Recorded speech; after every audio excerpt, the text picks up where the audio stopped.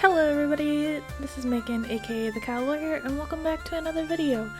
And in today's video, I'm drawing the Lady of the Lake, or at least my rendition of it.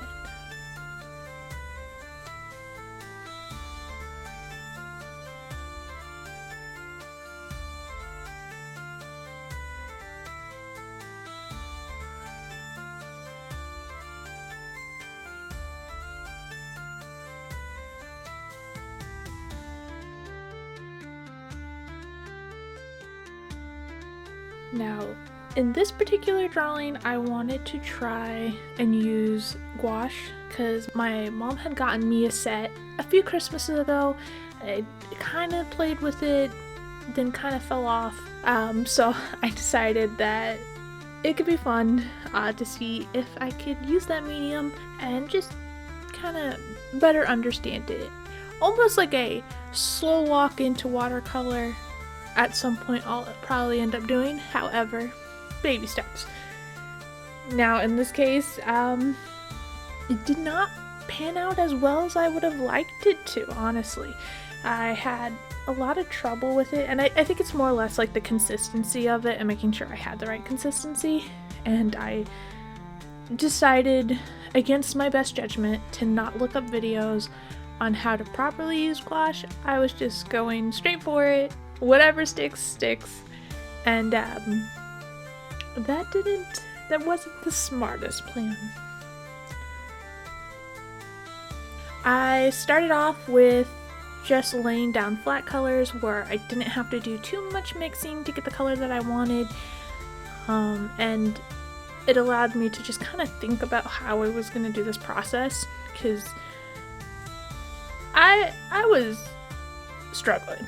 Like, I realized, like, a lot of the times I like very flat colors, and I like it to be very even. I don't like the patchiness unless I want it to be somewhat faded in certain areas. So not being able to get that nice, like, flat color, and it definitely is just user error, annoyed me so much. So I was trying to think of, like, the best way, and I know some people say you have to work in layers and kind of build it up from there. However, that just wasn't for me. I was lazy. That, and I know you can reactivate gouache. Like, you can use it, like, reactivates to water. It's kind of like watercolor, but, like, mixed towards acrylics, and that's fun. Except when it reactivated in spots I didn't want it to, and I get it. I understand that's how the medium works, and that's how, like, watercolor works. It frustrated me to no end. Like, like, how do I say? It just, everything about it, something about it, like, annoyed me. And then there's always, like, at least a joke that I hear in the art community where your artwork is gonna look ugly for at least 80% of the process. And for me, that was definitely true in this case. As we get closer to adding, like, the greens, it kind of more poignant to it, where I did end up in one situation where I was like, I just may restart this with a completely different medium. Like, it was not working out in my favor. Like, everything about it, even laying down the thinner layers, it was just honestly, like, frustrating and almost like defeating in a way. And I couldn't stand it. And so towards the first, like, green bush that I ended up doing, I think those are, like, leaves, I ended up just, like, sitting down, taking a break from it, and deciding, I was like, I need to step away before I get too frustrated with it and I do something that I can't fix later. And so after a little cool down, I came back to it. It was fine. It still wasn't, like, my best work. Definitely room for improvement.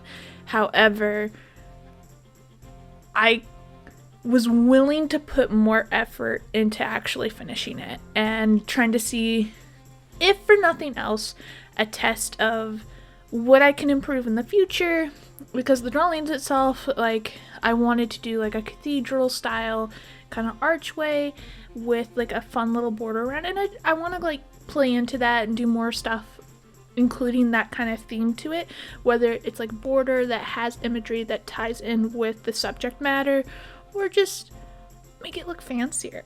I don't know. But I kind of like convinced myself, I was like, you know what, it's practice. Practice makes perfect. And if it didn't turn out well, then, you know, nobody else has to see it, right? Then so that's kind of how I looked at it, especially like in this part. The green wasn't the right green I was going for. I almost wanted like more of like a yellow green, but the paints I was working with, I just didn't have the right shade. Mixing, knowing that it was going to be like this whole thing, I just got really frustrated.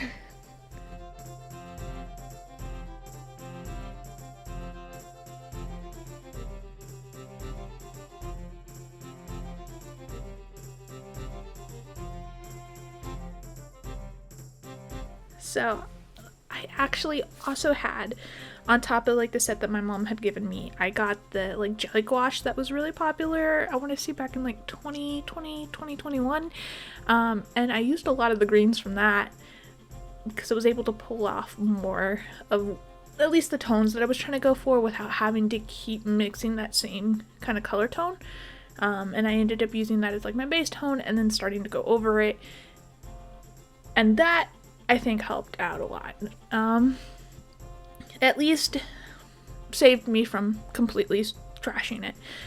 However, once I decided that I was just gonna do it for practice, it did make it a little bit easier to do, because at the end of the day, like I mentioned before, it's not something that I had to show off. If anything, it was just a, hey, it's like one of the few drawings I've ever done in this medium, and I wanted to see if I could improve on it.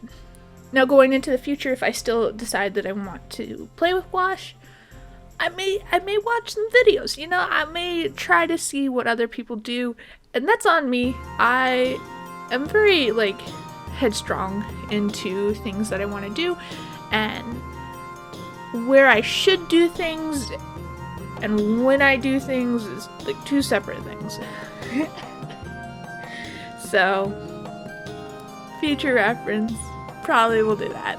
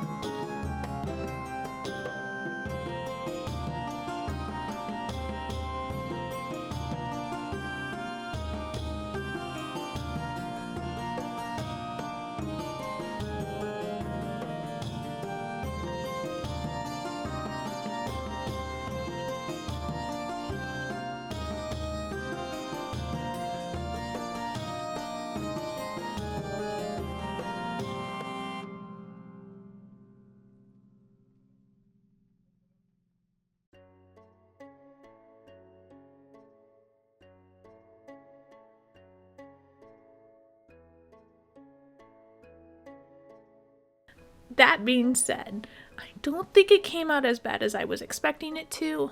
I was able to still at least get some of the colors that I wanted to work with, and I like surprisingly really liked the water that I did. I haven't like painted a lot of water, so a lot of it was just trying to like see how to kind of capture that with like trying to make it look like there was like little ripples into it. And you know, a win is a win and I'll take it. So I had a lot of fun doing that. And then I did go back in with like the lily pads. I added like little white, kind of like almost like a shine highlight that was in the water. It's not like the most like obvious thing, but it's just like a subtle detail that I thought was really nice, like a nice touch to it, and was able to get the effect that I was going for, to at least give it dimension. I didn't do anything too crazy with the lily pads. It was just more or less like adding some little lines in there to try to give it more visual interest to them. But I didn't want to do too much where I think you get distracted from the main subject matter, because I really wanted it to be focused in on her, and then having like the sword as she raises it above the lake to offer it to Arthur. But I wanted to keep it very simple. And then on top of that, the color palette wise, I wanted it to stay more almost like blues, greens, and yellows as my main color scheme. I used brown as like accents here and there, but I really wanted to keep it almost harmonious with those colors, so I didn't want to go overboard with like throwing reds and like purples and stuff like that. I really wanted it to reflect like nature and the lake. Just keep it very, how would you say, like just more or less I wanted to make sure that I kept it to a limited color palette. Overall, not too bad. Now for the sword itself, I needed it to look fancy, but I also didn't want it to be like over the top and like ornate, so I ended up just doing a little bit more designs than I typically do for swords, and then had at the end I got these Arrtx watercolor like pearlescents, which if you don't have, they are a lot of fun. I like them as like little extra details, and so I definitely plan on using them in future videos and just artwork in general. I ended up getting like the pearlescents, the metallics, and then I bought like the base set of the Arrtx paints, so at some point I want to try that out, but that is a future down the line kind of project. But at least the paints like the metallics and the opalescence was really cool, and I was able to use the opalescence to kind of add a shimmer around the sword to give it more that magical feeling to it without it being like in your face. So definitely would recommend. I like those paints. Want to definitely use them for future projects for sure.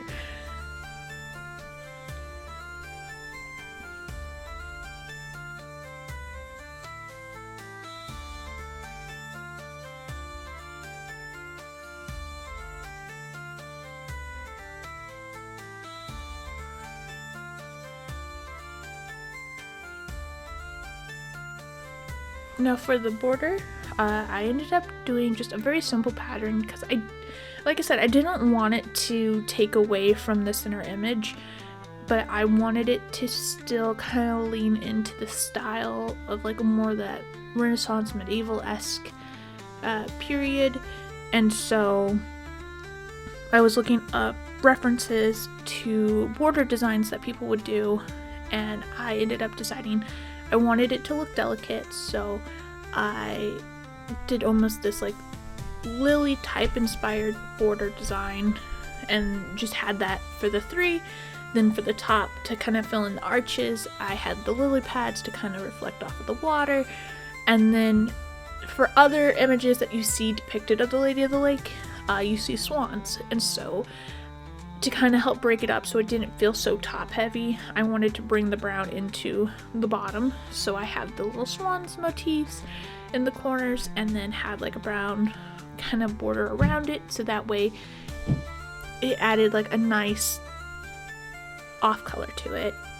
Well, and it added a nice like just it brought it down so it wasn't so top heavy, and I think that helped out a lot. And then for like the background of the swans, I honestly really didn't know what to like pick for the color, so I was like, oh, I should just kind of make it with the lily pad, since there's like you got the water from the top and then having like the water from like where she is in the lake, so green was like the next best choice.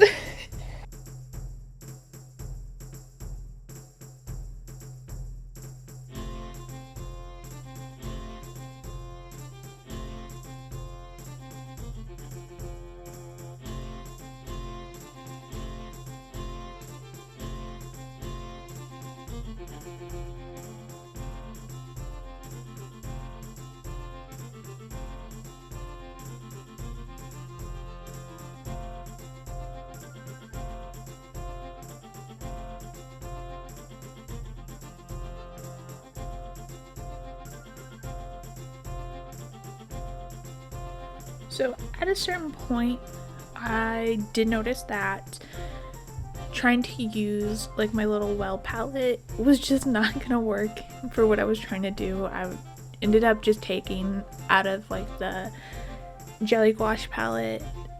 I think for the most part, no matter really what brand you get, they're structured in a similar way. I ended up just taking the palette lid off of it so I could just slap the colors on and reactivate it if I needed to. I will say, like, one of the best things that I could have purchased recently is getting like those little water droplet containers to hold water, so I could reactivate the paints, especially for jelly gouache that typically dries out and then ends up all cakey, and so you have to use like quite a bit of water to like reactivate it and get it back to the consistency that you're working off of, because I wanted to get like enough pigment off of it so I could dilute it when I needed to. So we'll say a lot of time went to that.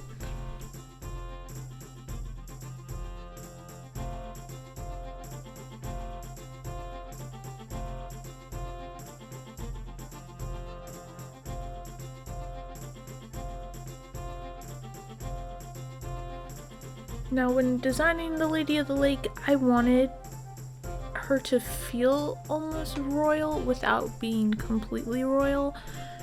So I put her in like a little bit of a nicer garb, and I found like the easiest way to make something that looked kind of whimsical to it. And for the border details, instead of trying to like draw onto a pattern, I just kind of scribbled with a darker tone. I think almost like a brown mixed in with the yellow ochre, and just did little scribble designs on there, and then tried to match it up to what I was doing on the other panel. But it was like, it was an easy way to like almost force the idea that there was something ornate drawn on there without there actually being anything crazy. No, could I have gone a little bit more with it? Probably, but for what it is, honestly, it worked out pretty nicely. And then I wanted to keep the details very simple and have, like I said, I wanted the main focus to still be on the sword, not necessarily like just everything else going on. So I wanted that silhouette to be there. For something that I was really frustrated with, to at least have not completely failed on me, I'll take it. And if anything else, maybe down the line, I will revisit the drawing and see if I could see if I've improved at all with the design.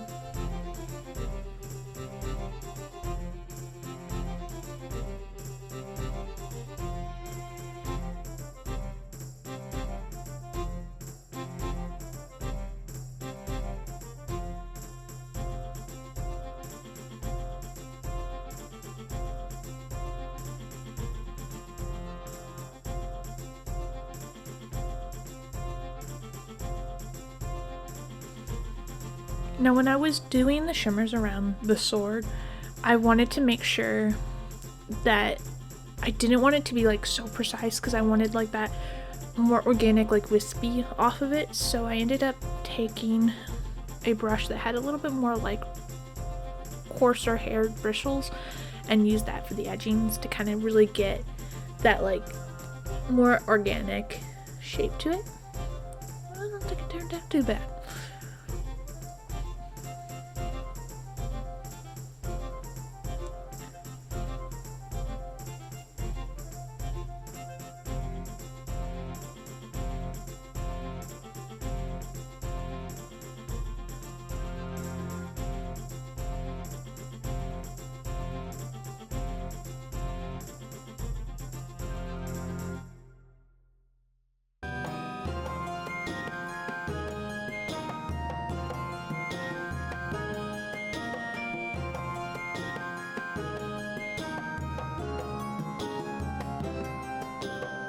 Now as we come to a close, if there's anything that you guys would like to see, feel free to leave a comment down below and give a like, subscribe if you want to see more from me. But with that being said, you guys have a great one and hopefully I'll see you next time. Bye bye!